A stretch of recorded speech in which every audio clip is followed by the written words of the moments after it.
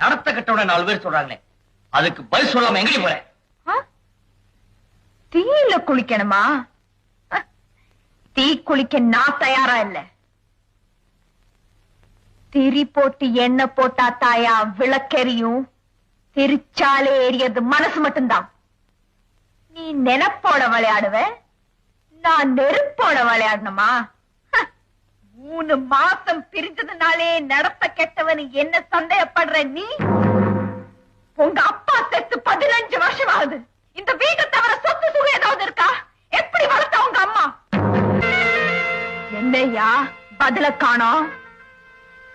திரும்பவும் சொல்றேன், நான் நீர்ல கரைவேன், நெருப்புல உருகுவேன். தப்பான வார்த்தையை மட்டும் தாங்கிக்கவே மாட்டேன். ராஜாவா இருந்தாலும் சரி, எனக்கு கவலை இல்லை.